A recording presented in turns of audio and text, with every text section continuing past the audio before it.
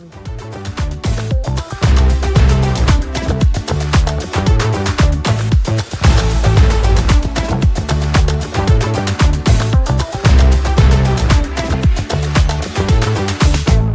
tal? ¿Cómo les va? Bienvenidos a una nueva edición de este programa de entrevistas que hemos denominado Sin Agenda, que sale todas las semanas por el canal de YouTube y que está relacionado a conocer a personalidades, a personas destacadas de Cañuelas. Y en el caso de hoy tenemos con nosotros a Valentina Hansen, que primero, antes de presentarla yo, me gustaría que se presente ella. Valentina, ¿cómo andás? ¿Todo bien? ¿Todo bien, Jorge? ¿Vos? Bien, todo tranquilo. ¿Quién es Valentina Hansen? Es una pregunta como muy profunda. Por eso, así me gusta complicar. Arrancó tranquila la entrevista. Bueno, yo soy una chica acá de Cañuelas. Hoy en día me llevó mucho tiempo como definir un poco qué es lo que hacía. Hoy creo que me defino como una comunicadora social y humanitaria. Y un poco, nada, me dedico a la comunicación y al trabajo con el tercer sector. Entonces estoy muy involucrado tanto con el sector privado como con el tercer sector, con ONGs.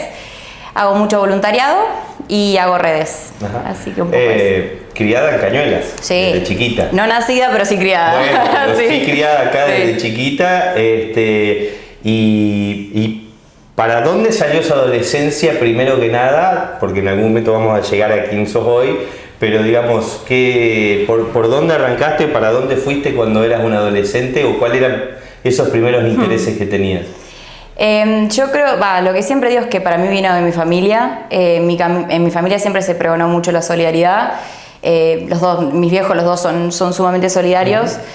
Y yo de chica siempre estuve como muy involucrada en asociaciones, me crié en el club, en las cañas, jugué en las cañas, soy de las cañas de toda la vida, y siempre me crié en instituciones que tuvieran un trabajo y un impacto en la sociedad también, ¿no? Y cuando empecé a ir a un hogar que me llevó mi papá, a eso de los, no sé, a los 14, 13, que ahí empecé a involucrarme un poco más. ¿Un hogar acá? Sí, en Madre Teresa, Calcuta, que estaba atrás del molino. Sí, sí.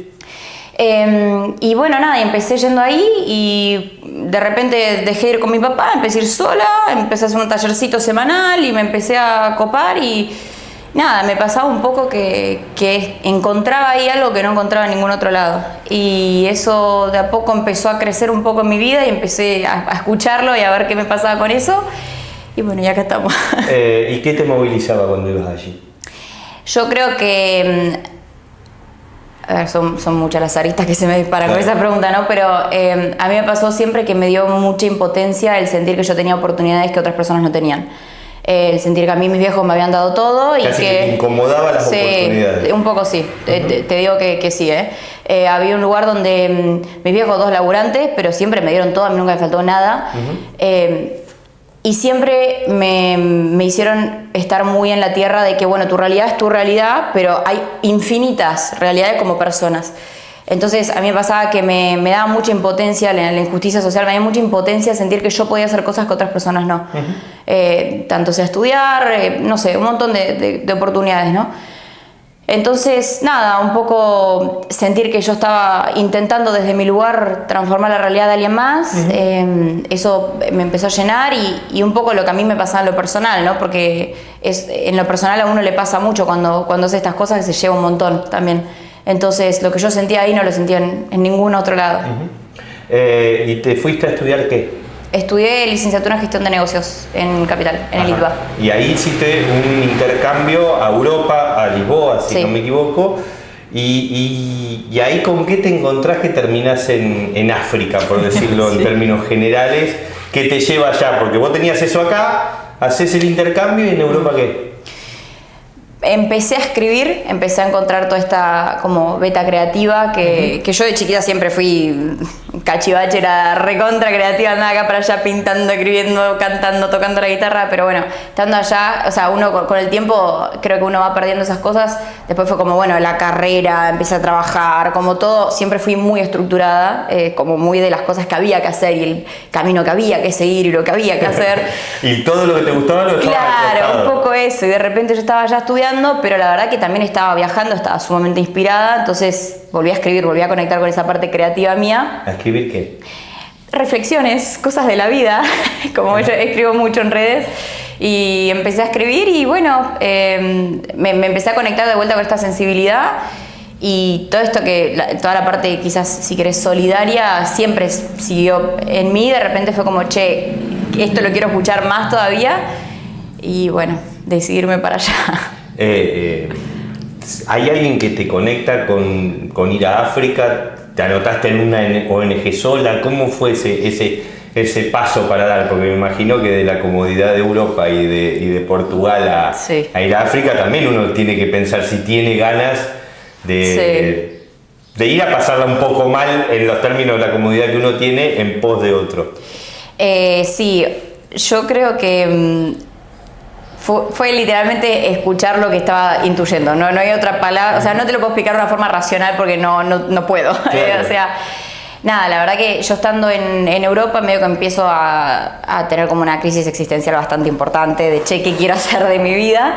Y cuando estaba allá, me acuerdo que estaba hablando con un chico que estaba voluntariando en Barcelona y él me cuenta en su momento que estaba allá haciendo un voluntariado, y cuando yo decido que quería hacer algo más de este estilo, le escribo, che, ¿qué onda? O sea, ¿sabes de alguna otra ONG? Me dice, hay una plataforma que están todos los voluntariados a nivel internacional publicados. Yo digo, bueno, listo, entro ahí, pongo mis intereses, todo era África, uno abajo del otro, entonces dije, bueno, esto debe ser una señal. Y bueno, una decisión, si querés, inconsciente o intuitiva, depende de cada uno cómo lo tome, claro. Pero bueno, nada, terminé aplicando al voluntariado, me aceptan, saqué la visa y cuando yo decido que me estaba yendo, estaba a la mitad de mi intercambio ya en Lisboa y dije, bueno, listo, a partir de ahora ahorro, me saqué el pasaje y después que ya tenía todo ok, le avisé a mi familia, cosa que no me pudieran decir ni nada, porque yo dije, yo lo cuento y no me dejan ir. Y bueno, no, al principio estuvo complicada. Hubo tormentas. Sí. Pues imagínate que yo siempre había sido no sé cómo decir. Perfecta, eso vas a decir. O la que hizo todo lo que tenía que hacer. Yo hacía todo lo que se esperaba, todo, ¿viste? Estudiar, trabajar, como que era todo lo que estaba en el cubo de lo que había que hacer a nivel social, yo tenía que hacer todo bien.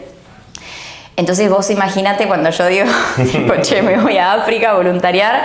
Creo que, nada, a mis padres se les habrá acusado por todo, o sea, de todo en la cabeza, pero bueno, lo que siempre digo, yo no lo juzgo porque hay que estar en ese lugar. Pero bueno, nada, después de un tiempo lo aceptaron y cuando vieron que yo estaba yendo a un lugar que no es que estaba yéndome sin conocer nada, había un respaldo atrás de la plataforma de voluntariados, o sea, yo había hablado con otros voluntarios que habían ido ahí a voluntariar, entonces, nada, pero igual no dejaba de ser irme a África a un voluntariado que ni idea. Kenia. El primero fue en Kenia. Y entonces y fui a Kenia. ¿Qué te encontraste? Me encontré con una situación. Acá hay un lugar donde me es complicado a veces decir lo que realmente siento con eso, porque creo que hay un lugar donde uno juzga mucho desde su realidad. Claro. O sea, nosotros de acá vivimos de una forma que para nosotros hay cosas que están bien y cosas que están mal, pero otras culturas viven de otras, que hay cosas que están bien y otras que están mal y no coinciden necesariamente con lo nuestro, ¿no? Uh-huh. Entonces, a mí lo que sí me dolía, o sea, la palabra es doler porque me dolía, era la situación de vulnerabilidad y de pobreza en la que realmente estaba la comunidad donde yo estuve. Yo estuve en la segunda favela más grande de toda África, viviendo. Y nada, y era un hogar de niños que estaban, que la madre que estaba a cargo de todo el hogar los rescataba literalmente de situación de calle, chicos que vivían en la calle solos. Y en ese momento habrían unos 16 ahí viviendo. Uh-huh. Yo cuando llegué éramos 2 voluntarias, después en otro momento yo estuve ahí 6 semanas. Después éramos 4 voluntarias, después fuimos 6 y después volvimos a hacer 2. Y los chicos variaban, porque algunos entraban, otros se iban. ¿Y qué hacías? ¿Qué hace un voluntario en Kenia? ¿Qué no hace un voluntario en Kenia? La pregunta hace todo. Puntualmente en el que estuve yo, porque cada voluntariado es distinto, pero en el que estuve yo, vos tenías que elegir un proyecto que desarrollar durante tu voluntariado. El mío fue redes, que ahí yo venía escribiendo hace unos 6 meses y haciendo videos de las cosas que estaba haciendo allá en Lisboa. Y dije, bueno, me parece como una forma piola de mostrar un poco la situación del lugar. Uh-huh. Y poder invitar a gente a que, no sé, que done, que aporte desde su lugar a que el lugar donde estaba yo fuera un poquito mejor. Entonces, además de redes, que yo hacía videos con los chicos, con la familia, con la comunidad. O sea, mostrar lo que sucedía ahí para que la gente se interese en colaborar, era tu rol como voluntaria en ese lugar. El principal, te diría, sí. Porque después, nada, ayudaba a los chicos con las tareas, no me tocaba mucho cocinar, la verdad, pero había que cocinar, cocinaba, había que limpiaba, o sea... ¿Sabías cocinar o...? Un poquito, o sea, me doy maña. No, estuvo complicado, no, me doy un poquito de maña, pero no me gusta tanto cocinar, entonces yo siempre que podía obviarlo era como, bueno, voy a hacer otro video de algo re importante antes que cocinar. Pero bueno, nada, un poco fue eso, mi rol. Vos decís una situación de extrema vulnerabilidad y hoy haces voluntariado acá. Cuando ves las escenas que veías allá y ves las de acá, ¿las de allá son mucho peores o por esta condición cultural son diferentes? Esa extrema vulnerabilidad en un lado y en el otro. Yo creo que hay factores que hacen, factores culturales principalmente, que hacen a la diferencia de la situación. Creo que hay cosas que sí son comparables y hay otras que no, porque son literalmente culturas muy diferentes. Claro. Como te digo, hay cosas que están bien para nosotros y para ellos. Nosotros vemos la situación de ellos en una casa con piso de tierra y ya nos parece tremendo, y por ahí es algo cultural que no es tan tremendo como nos parece a nosotros. Y ahí es donde digo, cada uno tiene un juicio donde es, para mí lo que está mal, para otro puede estar bien y viceversa. Entonces es como... Yo desde ese lugar no me gusta opinar mucho porque la verdad es que yo no sé cómo lo vive, o sea, lo puedo de lo que escuchaba, ¿no? Pero yo no sé realmente cómo lo sienten ellos, porque es su realidad y hay cosas que son culturales que para ellos están bien. Y para uno capaz que va y dice, no, esto está mal. Capaz que para ellos está bien, ¿entendés? Claro. Lo que sí, obviamente, que hay cuestiones como, no sé, la falta de acceso a sanidad pública, no sé, condiciones de higiene paupérrima, falta de acceso a alimentos, falta de acceso a educación. Esas cosas sí, obviamente que son factores que hacían a una situación muy complicada. Entonces ahí sí. Y bueno, y en cuanto a lo que veo acá, yo creo que depende mucho en dónde. Obviamente ahí, yo hoy estuve desde que volví, habré recorrido unas 14 provincias con ONGs y barrios populares en Buenos Aires. Realmente ya no sé en qué cantidad he ido, pero todo depende mucho de la zona. Por lo que vengo viendo, que es muy corta mi experiencia también, sí, ¿no? Claro. Son únicamente 2 años, pero por lo que vengo viendo es como que veo que hay situaciones que... hay lugares que están mejor desarrollados en algunos aspectos, como puede ser en educación, y capaz que están con peores condiciones para acceso a alimentos, o viceversa. Claro. Entonces, todo depende de la zona y el lugar. ¿Y cómo te comunicabas? En inglés. En inglés directamente. Sí, aprendí a hablar un poquito en Swahili, que es la lengua de allá de Kenia, pero era imposible. ¿Y de Kenia por qué te vas? De ¿Porque Kenia termina tu función y te vas a otro lado? ¿O por qué? No, porque yo ya había establecido que me iba a quedar ahí 6 semanas. Y de hecho estuvo bien, por no decir que se me hizo complicado 6 semanas. O sea, yo estaba en... No sé, no me duché por 6 semanas. No, sí, comía con la mano. ¿Por qué? ¿Por qué no te duchaste por 6 semanas? Porque no había agua. O sea, la realidad es que no había acceso a agua para ducharse. ¿Te podías lavar? Sí, o sea, obviamente era tipo un balde así y era un cuartito, literal. O sea, yo lo defino como el baño de Shrek. ¿Viste el que tiene la lunita? Sí. Bueno, es así, un baño así, un cuadrado, y me daban un balde cada 6 días. ¿Cada 6 días? Sí. ¿Te lavabas cada 6 días? Cada 6 días me bañaba con un balde. Pero después era mantenerte con toallitas higiénicas, como podía. Encima yo soy una obsesiva de la limpieza. Mi abuela me dice trapito, imagínate. Pero nada, y en ese momento fue, bueno, lo que se puede. Y después, nada, situaciones como que me intoxiqué. ¿Y la sufrías o la bancabas bien? La banqué bastante bien. Me la banqué bastante bien. Te voy a decir me que imagino sí. la mirada de esa Valentina de 14 en ese momento. No, te puedo asegurar que esa Valentina de 14 se hubiese quedado tipo, ¿qué estás haciendo? No, de hecho fue muy gracioso porque yo siempre cuento que cuando me voy de Kenia, me subo a un avión, yo estaba sentada y se me viene a sentar el tipo al lado mío, se me sienta, hola, qué sé yo, se sienta, me huele, hizo así. Y fue todo el vuelo mirando para allá, porque claro, yo tenía un olor tipo a humo, a comida, a ser humano. Claro, porque humo, porque esto con leña. Todo con leña, cocinamos todo afuera, no había heladera, no había cocina, La cocina en realidad era un galpón y la verdura estaba en el piso.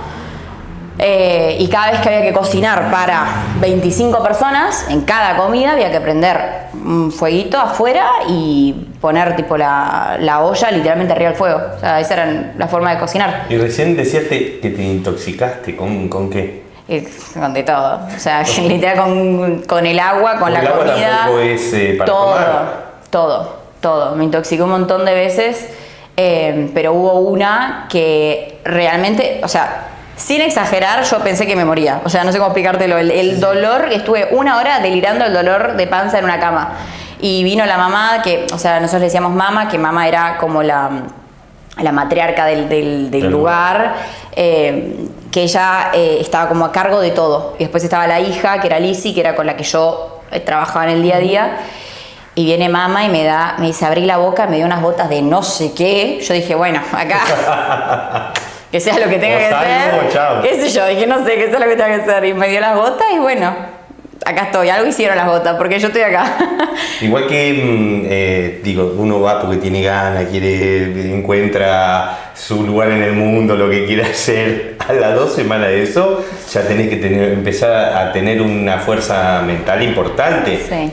Para aguantar y decir, ¿qué tengo que hacer yo acá? ¿Por qué no me voy a mi casa? Sí. Debe ser difícil transcurrir todo eso. Sí, es muy difícil porque además, no únicamente a nivel físico, porque después te terminas acostumbrando igual, ¿eh? De verdad que yo creo que el ser humano es más adaptable de lo que pensamos, pero... ¿Te bañaste hoy o...? Hoy me bañé, hoy me tocó, una vez por mes me toca, entonces bueno. Pero amén de eso, a nivel emocional, yo fui sola, me subí en avión... sola con la valija, la guitarra y caí no sé dónde, tenía 22 y viví situaciones muy fuertes y muy difíciles, entonces creo que no solamente es difícil a nivel como físico, si querés de la comodidad de cada uno, sino también a nivel emocional. Claro. Entonces sí. ¿Y de ahí a Sudáfrica? De ahí me fui a Kenia, O sea, a Nigeria. A Nigeria, digamos, no te alcanzó con Kenia, sino te fuiste a Nigeria. ¿Y lo de Nigeria cómo surge? ¿Con esto de seguir haciendo voluntariados? Sí. ¿Y a Nigeria por qué? No sé. Porque pintó en el que está bien. ¿Y en Kenia qué? ¿En Nigeria qué? Y en Nigeria era distinta la situación porque era un voluntariado en una casa de una familia de diplomáticos de Naciones Unidas, entonces la casa, yo tenía mi cuarto, tenía mi baño, estaba muy cómoda, la verdad. ¿Diplomáticos de dónde? De Naciones Unidas. De la ONU. De la ONU. El padre de la familia era la mano derecha en conflictos bélicos del presidente de Nigeria. Él era keniata, pero él era la mano derecha en cuestiones bélicas. Y bueno, y nada, y la cuestión, yo llego, la idea era que yo ayude tanto en la casa como que la idea era que yo fuera a un campamento de refugiados, porque ahí hay muchas, como te digo, hay muchas cuestiones culturales que, o muchos conflictos, ¿no? A nivel religioso. Mucho conflicto social también. Muchísimo. Político, religioso, económico, generalizado. Sí. Pero a nivel religioso, ¿qué pasaba? Habían muchas persecuciones. Entonces, en un centro de refugiados no me acuerdo exactamente, no te quiero mentir qué religión era, pero era un centro de refugiados que se llamaba IDP's Camp, que eran refugiados por persecuciones religiosas. Entonces, eran 3.000 personas que estaban viviendo literalmente entre 4 palos y una chapa, que tenían una escuela también. ¿Te imaginas lo que era la escuela? Sí. Era literalmente palo y chapa. Y que yo fuera a esa escuela a hacer lo que hubiera que hacer. La cuestión que yo llego... Pará, eso cuando decís ayudar en la casa. ¿Ayudar en la casa qué? Bueno, terminé traduciendo libros para la madre, como que ayudar en lo que hubiera que hacer. O sea, como, che, tenés que hacer esto, bueno. Claro, no eran los diplomáticos que uno se imagina con la casa de 2 pisos y sí, cama sí. Ah, sí. Sí, era eso. Y sí. de ahí al campo de refugiados, ¿y? Pero no llegué a ir porque, ¿qué pasó? Yo llego a Nigeria, aterrizo y a los 3 días, cuando yo tenía que empezar a ir, pues yo llegué creo que un sábado y el lunes yo empezaba a ir. Y el domingo a la noche, alerta roja en todo Nigeria, atentados terroristas, se cierra todo. Yo estuve 2 semanas en cuarentena en la casa de esta familia, porque no se podían salir porque habían atacado a una cárcel. Terroristas internos de la propia Nigeria. Claro, lo que había pasado en ese momento era que habían atacado una cárcel en Abuya, que es la capital de Nigeria, y habían liberado terroristas por el pleno Abuya. Entonces, claro, había muchos secuestros, había muchas situaciones súper violentas y nada, y no pude salir por 2 semanas. Lo diplomático con lo que estabas vos, inclusive vos también entraban dentro de aquellos que podían ser atacados. O no sé, o sea, en peligro. Sí. Por lo menos en peligro, Sí. de la ONU en ese marco. Sí, era un barrio cerrado muy, muy seguro por lo que aparentaba. O sea, vos entrabas al barrio y habían 2 personas con 2 chumbos así en la entrada y que era como, yo entraba así, me acuerdo de entrar sentada y diciendo, yo no voy a hacer nada, no me maten. Entonces como que eso no me daba inseguridad, pero sí no se podía salir. O sea, salió del quilombo de Kenia y... No, es que yo tengo unas historias, yo te juro, tengo una historia que... Y esas 2 semanas metí ahí adentro traduciendo libros. Sí. ¿Y con miedo o no? No tenía miedo de que me pasara algo ahí, pero yo creo igual que mi mecanismo de defensa fue, bueno, no lo pienso tanto, o sea, como que no es tan grave porque después cuando vuelvo recién ahí, me cae como un poco la ficha de todo lo que yo había vivido. Y claro, muy fuerte. Porque había sido realmente muy fuerte. Y a las 2 semanas y media que yo ya estaba traduciendo libros, yo dije, yo no vine acá ahora esto, ¿viste? Y le digo a la mamá, le digo, che, ya van 2 semanas y media traduciendo libros, che, yo no puedo ir al centro de refugiados igual. Me dice, no, porque se empezó a dar una metodología de secuestro que vos ibas en el auto y venía un auto, se te ponía adelante, te chocaba en las autopistas, te chocaba uno atrás, te frenaban y te sacaban así, del costado. Y claro, me dicen, te ven a vos afuera, que la verdad no hay blancos, no hay tantos blancos en Nigeria, casi no hay, es uno de los países en África donde casi no hay blancos. Entonces, me dijeron, te van a secuestrar de acá a la China. Entonces, me dice, mira, si querés ir, vas totalmente bajo tu responsabilidad, o sea, yo no me voy a hacer cargo de nada. Yo dije, ¿qué tanto me retás si lo hago igual? Y me dice, bueno, fíjate. Bueno, pido el Uber, cuando me subo al Uber, el tipo se da vuelta y me dice, no, flaca, bajate, yo no te llevo. Me dice, yo no te llevo, nos van a chocar, no sé qué. Yo, por favor, que tengo que ir, que yo vine para acá para estar en una escuelita. ¿Camuflaste algo o saliste y ahí me dice, así? No, era para camuflarse. Claro, y ahí me dice, de la única forma que yo te llevo, que ahí es donde digo, esto sí fue una locura, es si te acostás y te tapás. Pero claro, yo nunca dimensioné que el tipo me podía llevar a cualquier lado. O sea, yo no lo conocía. El tipo te pudo haber secuestrado. Claro, el tipo me podría haber secuestrado, ¿entendés? Y bueno, y yo que dije, bueno, dale, sí, me acuesto. ¿Y te acostaste? Y me tapé. Y aterricé en el centro de refugiados. Sí, cabeza dura igual. Sí, ya lo sé. Hoy en día estoy más tranquila. No, claro. Hoy en día estoy más Bueno, tranquila. fuiste al centro de refugiado con esa ansiedad que tenía con el centro de refugiado. ¿Y cuál era la situación ahí? Muy mala. Vi cómo le pegaban a los chicos con látigos. Vi cómo enseñaban con una violencia que fue... No, me partió el corazón. O sea, realmente me partió el corazón. Esto da para hablar 10 horas, pero literalmente vi cómo los ponían en fila y les hacía una pregunta y si contestaban bien los dejaban pasar, si contestaban mal le bajaban látigo, tipo la espalda así. Pero vos ibas a ir a trabajar en ese centro. ¿Y qué ibas a hacer ahí? En el Nada. medio de eso. Nada. Y yo en ese momento cuando yo no sabía con qué me iba a encontrar. O sea, desde el voluntariado a mí me lo plantean, vos estás en la casa y vas a trabajar allá. Ajá. Tu trabajo es acá. Yo dije, bueno, perfecto, es una escuela. Claro, pero lo raro es el contexto de un centro de refugiados. De esa manera que manden a voluntarios con lo que pasaba ahí. Claro. Pasa que, como te digo, ellos lo tienen muy naturalizado. Hay un montón de cuestiones. No sé si esa violencia, no voy a generalizar, pero un montón de cosas para ellos son muy normales. De métodos de crianza de los chicos, en todos los estratos sociales igual te hablo, Entonces, para mí capaz que ni lo dimensionaban como tal. Pero bueno, nada, fue... ¿Y fuiste esa vez sola? No, fui un par de veces. ¿También con la misma metodología? Y sí. ¿Y te llevaba el mismo o te subía? No, ya me llevaba el que viniera. Mucha confianza. Sí, pero después las cosas empezaron a mejorar, empezaron a abrir de a poquito todos los shoppings, se empezó a controlar la situación y ya como las últimas ya fui paradita tipo bien. ¿Y cuánto tiempo estuviste ahí? 4 semanas. 4 semanas. Y bueno, después de ahí a Sudáfrica. Después me fui a Sudáfrica. Pero en Sudáfrica, eso es otra cosa, eso es otro. Ya sí, es otro pero contexto, ¿no? sí, ahí no hice un voluntariado de ayuda social ni nada. Hice un voluntariado de cabalgatas por la montaña. Yo era guía de cabalgatas. ¿Y ahí ya te tuviste que enfrentar con enfermedades? ¿O eso también fue en el transcurso de todos? No, te diría que en Kenia, más que nada, en Nigeria no. ¿Propias decís?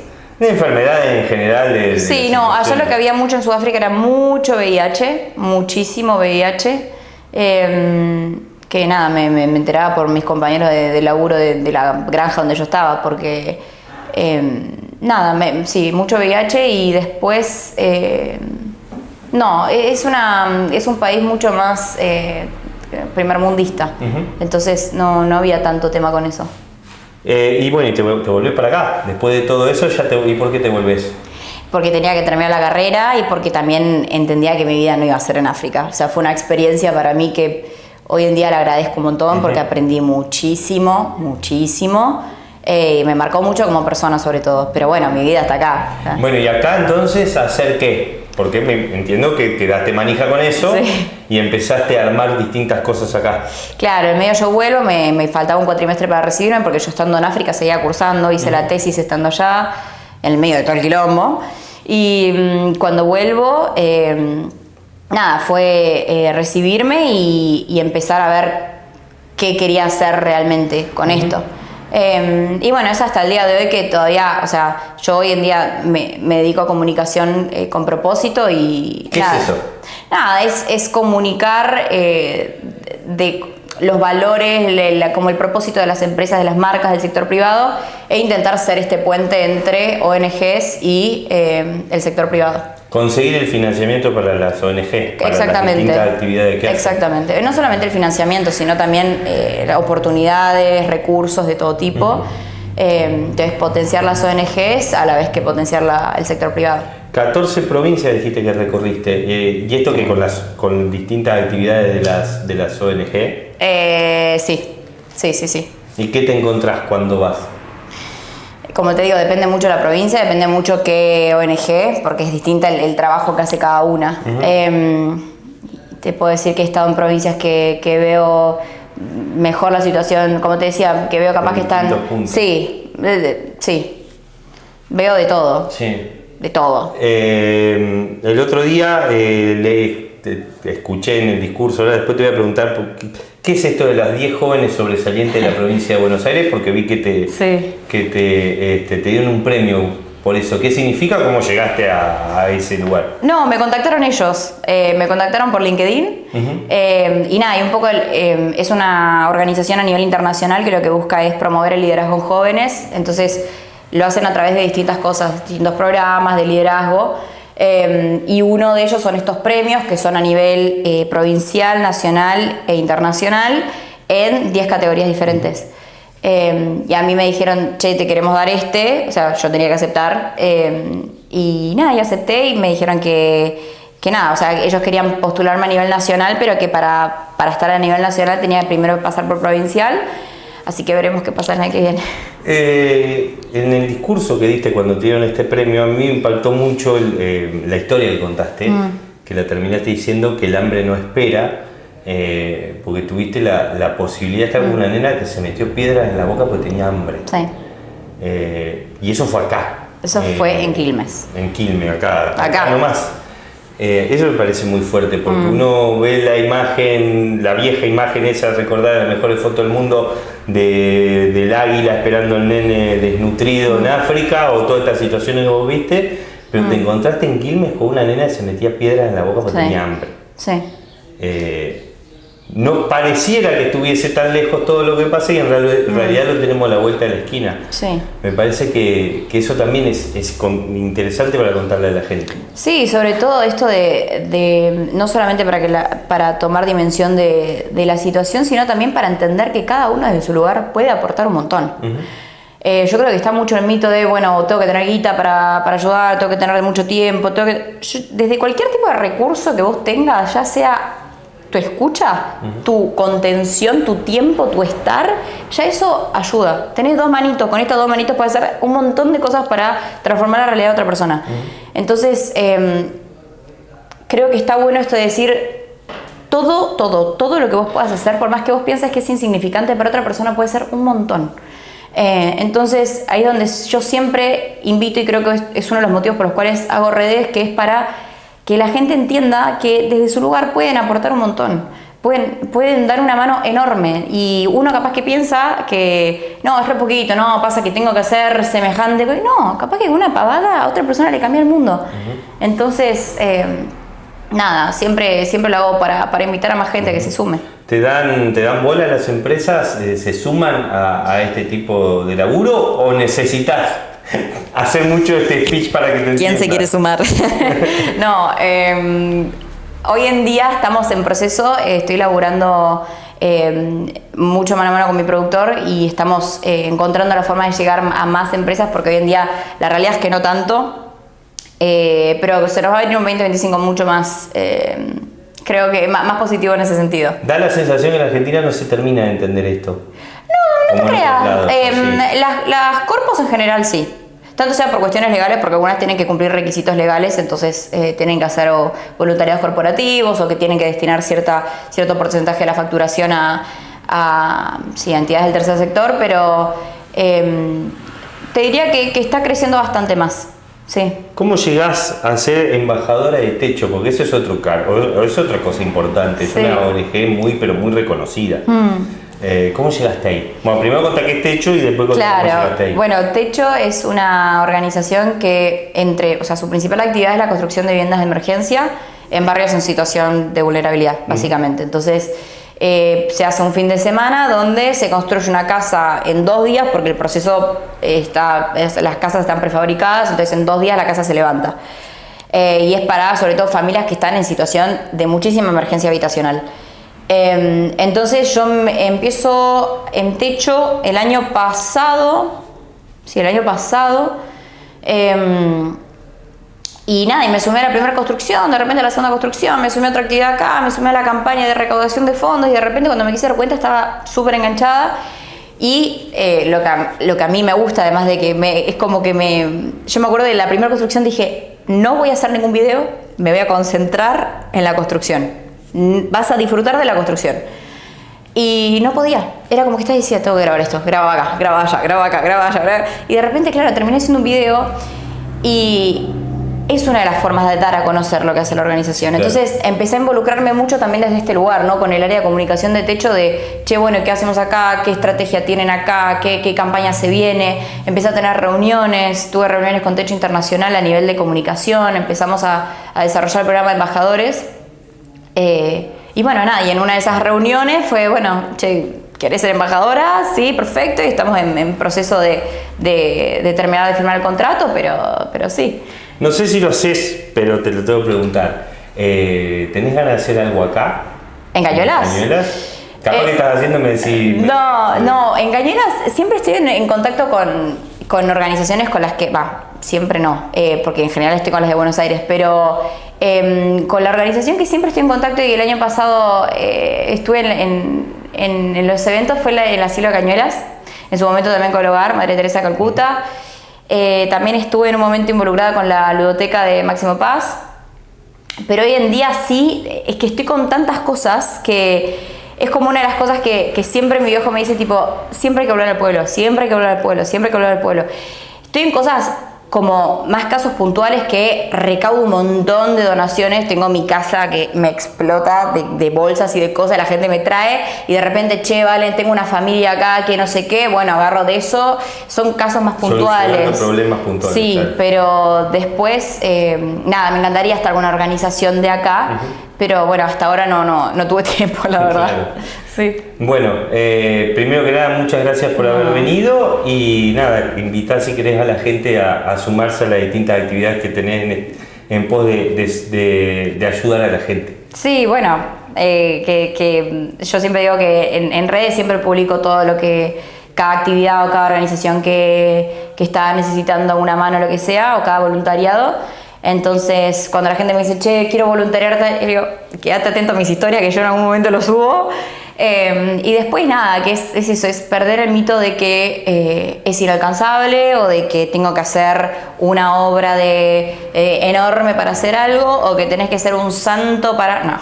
O sea, cualquier persona, cualquier ser humano puede estar dando una mano desde su lugar y puede transformar realmente la vida de otra persona.